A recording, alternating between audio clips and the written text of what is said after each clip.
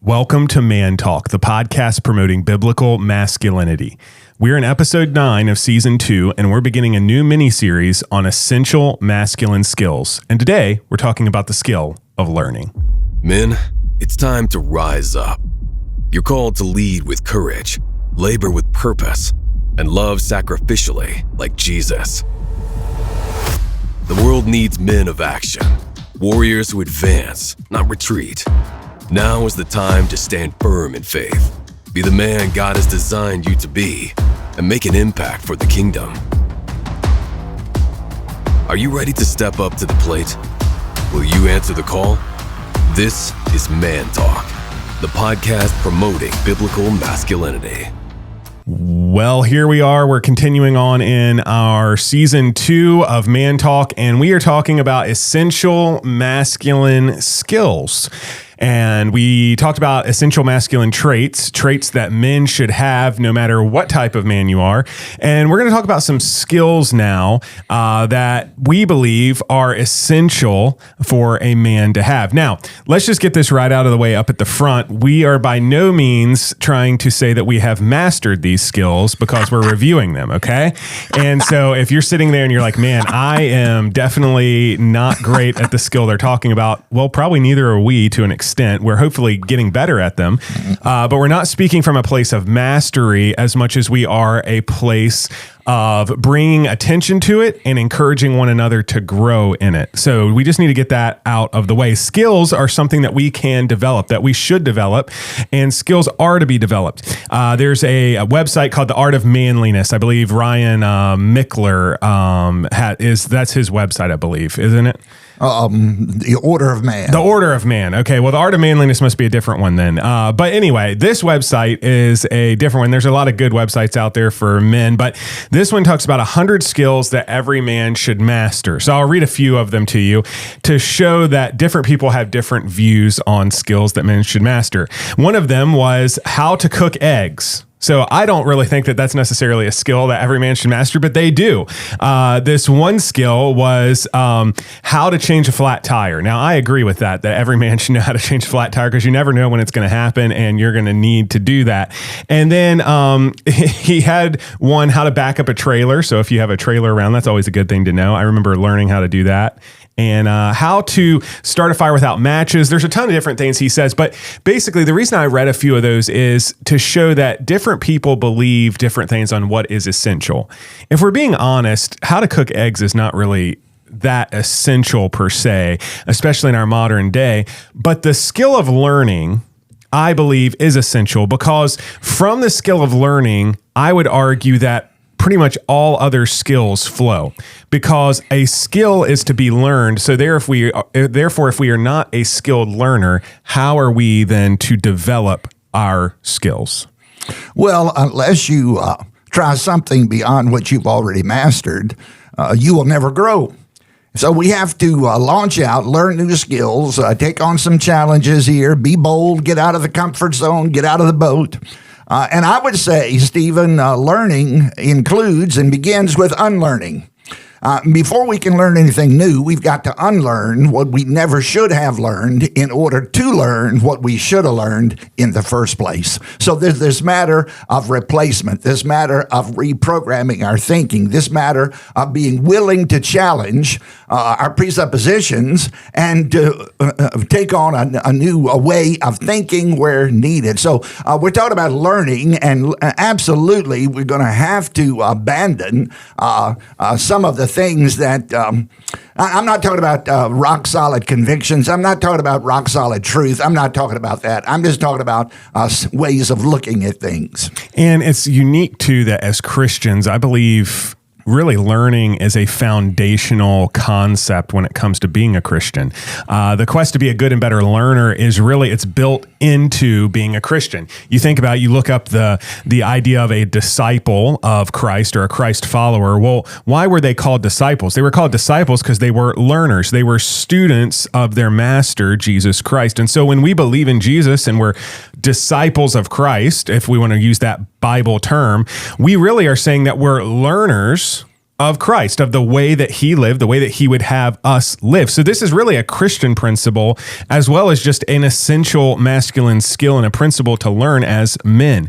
And so we must be willing to learn. And as you said, it really does come down to the idea of we have to have kind of an open mind here when we enter this proposition of learning, because if we're only interested in cementing our viewpoint, we really aren't learning anything as much as we are just supporting what we already thought. So learning involves newness and new ideas. Henry Ward Beecher said something really interesting. He said the church is not a gallery for the exhibition of eminent Christians. The church is not a gallery for the exhibition of eminent Christians, but a school for the education of imperfect ones.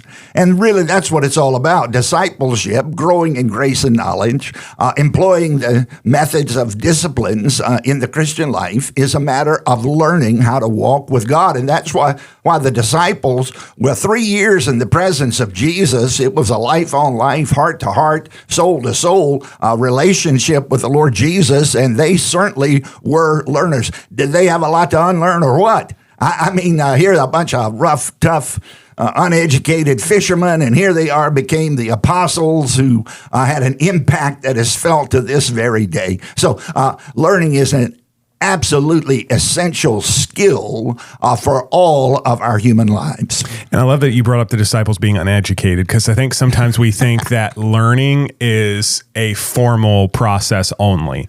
So we think of learning as education, basically, when learning is not just education. Education is a formal way of learning, but learning, I believe, starts with being practical. I think back through just life as a whole, and I didn't learn how to drive a vehicle or any type, an ATV or anything. I didn't learn how to do that in a class. I learned that on our property by you or one of my older brothers teaching me how to do that, right? I didn't learn how to change the oil on a car by a class. I learned because I helped you change the oil growing up. So learning really, I believe, first starts with practical, and then is cemented and furthered a lot of times by formal learning as well. Like, formal learning is not bad, but just because we don't take part in formal learning doesn't mean that we're not a good learner. In fact, some of the best learners are people who never have really a lot of formal education, but they apply themselves to a trade, skill, or craft, and they learn it. They educate themselves in a way, but it's super practical. So today we want to be really practical. We don't want to have a college course on learning. We don't want to address people who are just in college. We want to give practical elements to become a good learner. So 6 key principles, elements of being a good learner or disciple. Number 1, curiosity and inquisitiveness. Being a curious and inquisitive person makes someone a good learner. You say, what does it mean to be curious and inquisitive? It means to ask questions. Good learners are naturally going to ask questions and seek to understand more. And I think that this is like super applicable today now more than ever, because we literally have endless, I would call it, knowledge. Sometimes we have to learn how to sift through the knowledge, but we have endless knowledge at our fingertips with all the different tools we have today. So asking questions has never been more easier than today, because I can pull up my favorite AI, internet platform, whatever, Google, whatever I'm using, and I can type in a question and I can get a bunch of different answers. And like I remember, on my trailer, I needed to fix something on my travel trailer that I have, and I didn't know how to fix it. So I pulled up a YouTube video and I started asking questions and figuring out how to find out the answer. Well, what's happening? Well, I'm being curious and inquisitive about a problem I have, and I'm thus becoming a good learner, because now I know how to fix that problem really well. I don't even have to watch the video now. I can do it without the video. Why? Because I was curious and inquisitive. I was able to learn. So really, the like foundational element of being a good learner, I believe, is curiosity and asking questions. Well, a blunted imagination is certainly not the platform for anybody to learn anything new. So I think curiosity, yes, wondering how things work, wondering about the universe, wondering about God, wondering about theology. You mentioned that a lot of learning is not formal. To my knowledge, A.W. Tozer, one of the premier Christian writers of all time, I don't think he went to seminary for 40 years. I don't believe that. And this whole idea that, you got to go to school to learn how to be the HVAC person. Well, I would just contend you might need a degree to get a job at some company, but you can learn more from a guy that's been doing it for 40 years. And again, I just want to concur with this idea that formality is not always the platform to learn skills. Get around people who know what they're doing in the field that you want to pursue. And of course, some fields do require intense formal education, but certainly not all. Yeah. And it's like, I mean, I went to school to enter into the ministry, as did you. But I learned a whole lot more in 6 years of being on staff as an associate pastor than I ever did in the classroom. Mm-hmm. And now, did I need the classroom for something? Sure. And it was beneficial and it's needed. But like, man, the learning amount was much more in the practical nature. But this idea of curiosity and inquisitiveness, I think, is an interesting one for when it comes to men. And here's why. We as men really can struggle with asking questions. And it's because I believe some do. Well, yeah, I think a lot of us do. I know I do. And I think the reason is because we don't want to be seen necessarily as not having the answer, or having to ask a question has to come from a place of humility and admitting that we're deficient in an area. So, like, this is just a stereotype, but it's partially true. Why do men not ask for directions, right? Well, it's because sometimes they think that they can figure it out, right? And so, like, typically, this is true with me. It might not be true with you if you're listening, and it might not be true with you, but it's not true with me. Okay, well, it's true with me. I get something, and I'll unpackage something, and my first thing is to start putting it together. And I'll throw away the directions typically, or set them to the side. And reason is because I think that I can figure it out. And I know that this is true for many because it's a stereotype in our culture. And so really, to ask questions, we must be curious and we must be humble enough to admit that we need to ask questions. The old saying, there's no stupid questions. Well, are there really no stupid questions? Well, maybe there are some, but Bruce Lee said this: a wise man can learn more from a foolish question than a fool can learn from a wise answer. And I think that has some very true principles behind that, in the sense of, yeah, sometimes questions, they can be a little like, hey, we don't even need to ask that question. But at the end of the day, our curiosity as a good learner and as a wise person will lead us to learning much quicker than if we just try and figure it out ourselves. The next element of being a good learner is this: risk-taking and resilience. Good learners are not afraid to make mistakes, and they're also not afraid to learn from them, and embracing these opportunities for failure as challenges and opportunities for growth. And so I think this idea of risk-taking and resilience, in a good amount, it seems to be lacking a little bit in our modern day comparatively to history. But man, we must be able to take risks and be resilient in the face of risk if we want to learn. Well, I think there's no doubt about it that risk-taking is pretty much off the table with passive men and passive leaders. I mean, what in the world's going on here? Think about Ernest Shackleton. You talk about taking a tremendous risk.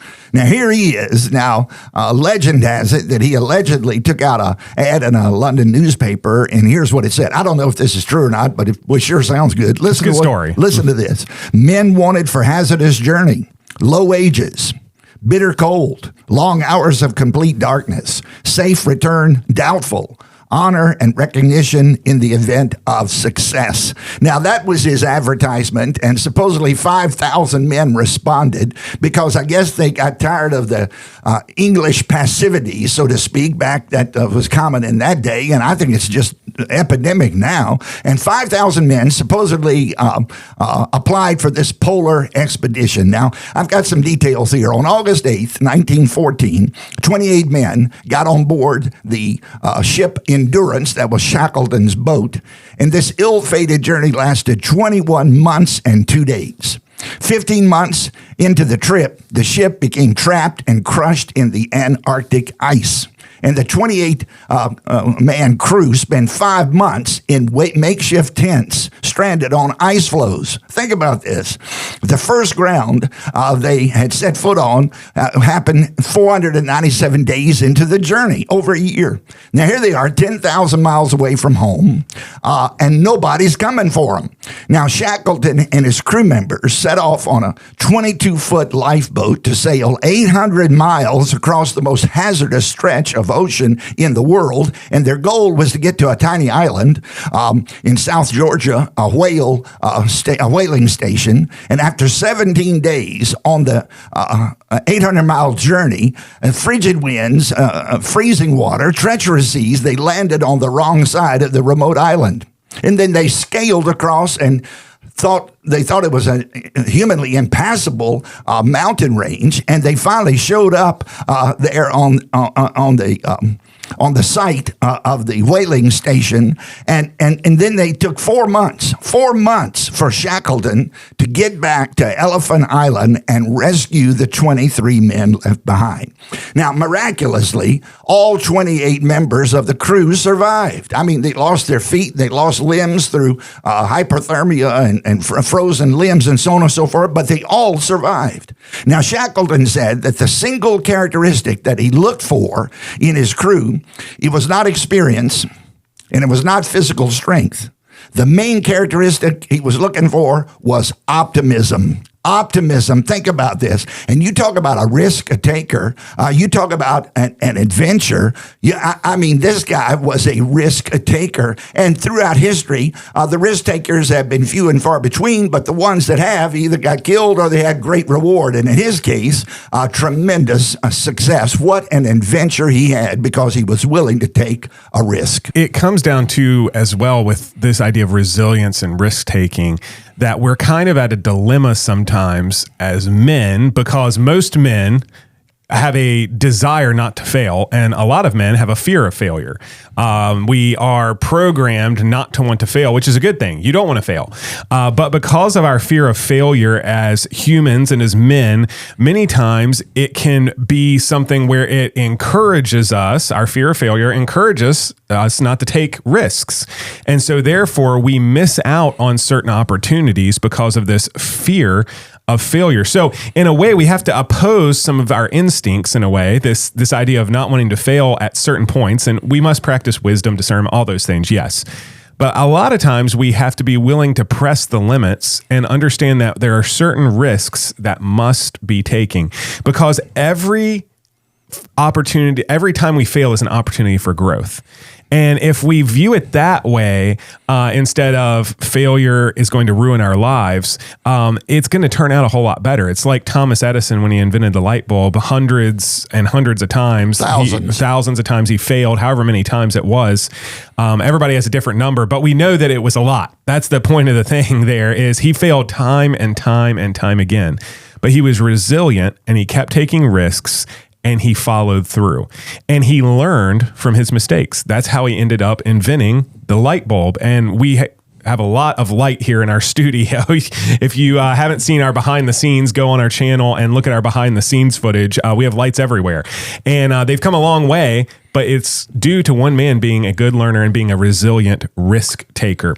So we continue on with our elements of being a good learner, not just risk taking and resilience and curiosity and inquisitiveness, but our third element is motivation and perseverance. Those who are driven by desire to learn and are persistent in the faces of challenges will not give up when things get hard.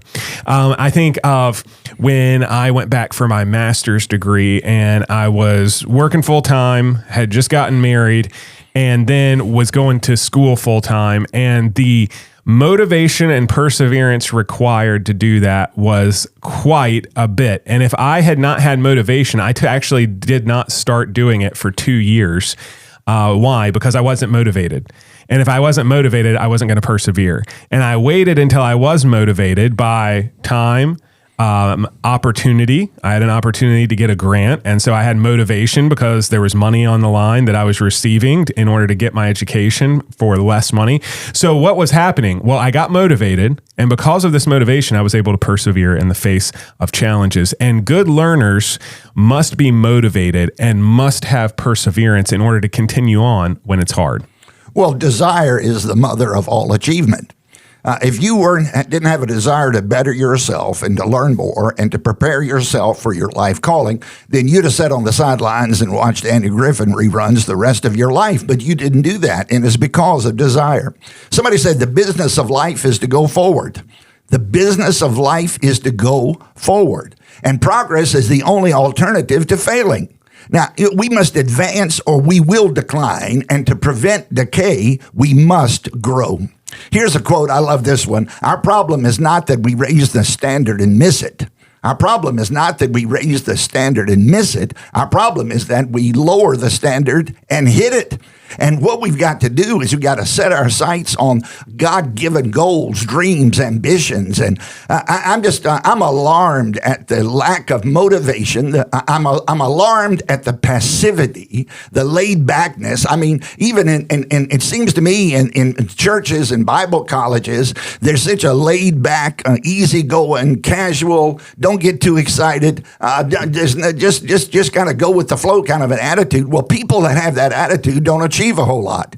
And the fact of the matter is we have to have motivation. I believe every man in his lifetime should become an expert in at least one thing. And in order to do that, he's going to have to be motivated. He's going to have to get off his haunches and go for broke. And I think we ought to be swinging for the fence as men in our families, our ministries, our lives. We should have God-given achievable goals or goals that are not achievable apart from the power of God. And I just believe that motivation is absolutely essential, and desire is the birthplace for achievement.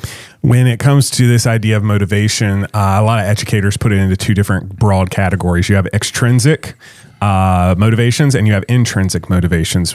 Really fancy way of saying you have external and internal motivations. External is things like rewards. And then internal is things like I have a desire to engage in this. I'm going to set a goal on my own. I believe both are important. There are rewards that can drive us, external rewards that can drive us and motivate us. But I would argue that if we do not have an internal motivation, those external motivations will fail at some point. And so we really must build our internal motivation. I referenced earlier going back to school. I'm not in school right now because I have no internal motivation to do so. And so we need to find the things that we have desire and an internal motivation to do, and we need to apply ourselves. And sometimes that requires building some motivation in us, finding reasons to be motivated, because all of us have some, right? To better ourselves, to protect our family, to take care of our family, to take care of things at our job. There's all different things that can motivate us, but sometimes we have to remind ourselves of those and move forward and learn from that.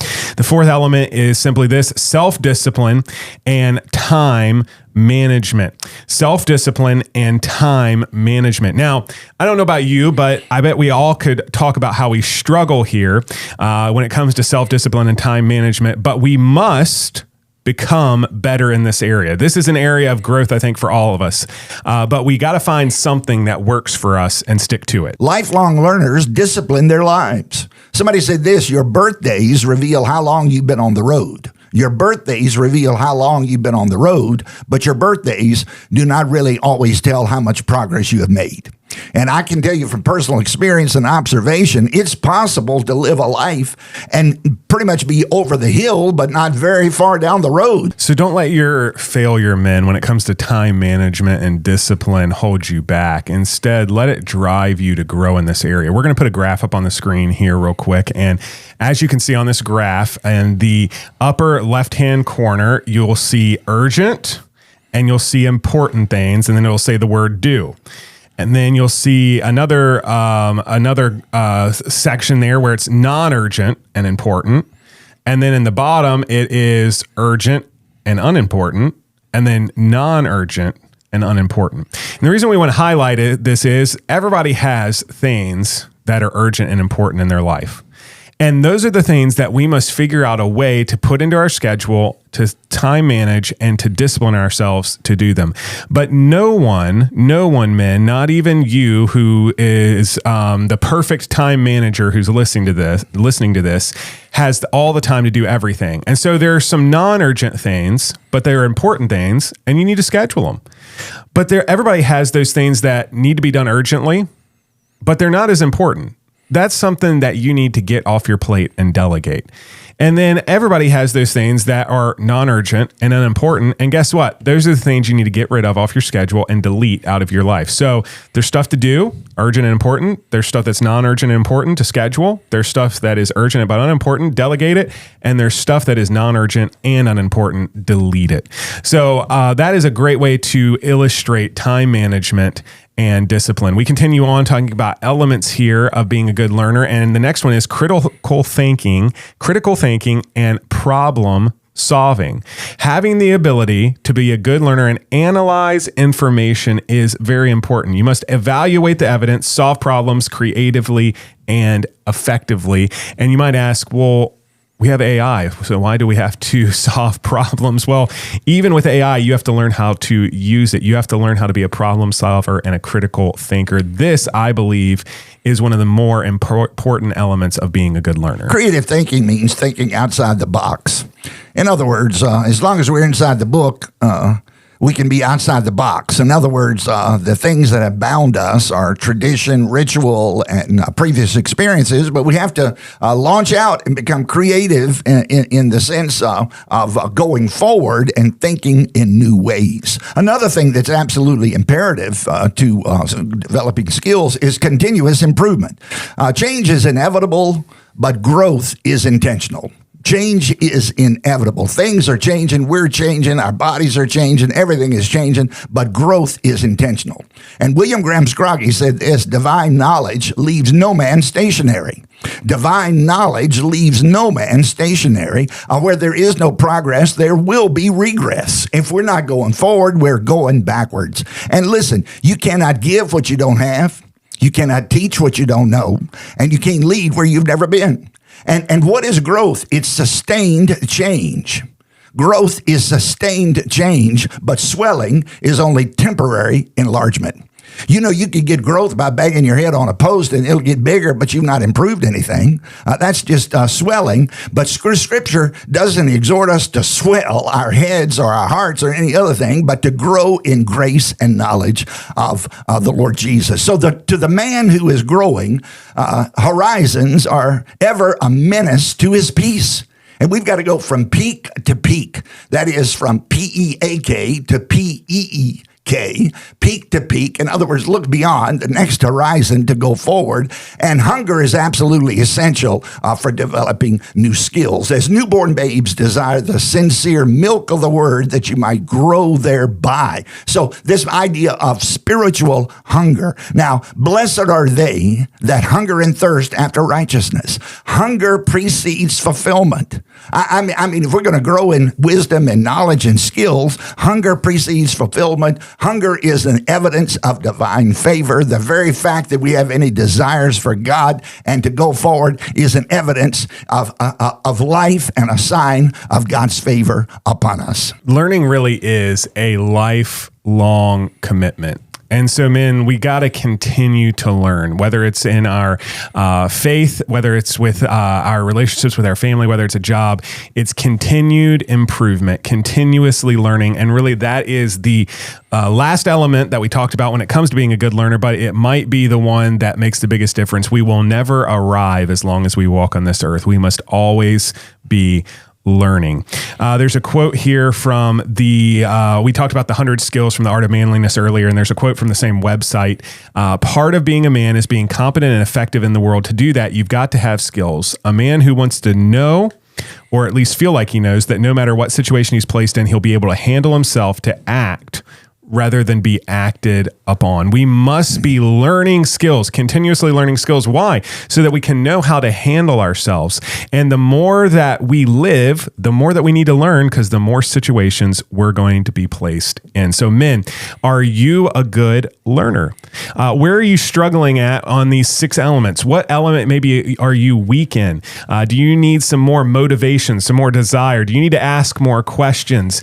Do you need to recognize that no matter where you're at, you need to continue learning? Whatever it is, make the commitment with us, because we're not there either, to find an element of this learning process and one of the descriptions of a good learner, and to really work on it in your life, to really learn in that area and to continue striving forward as we learn together.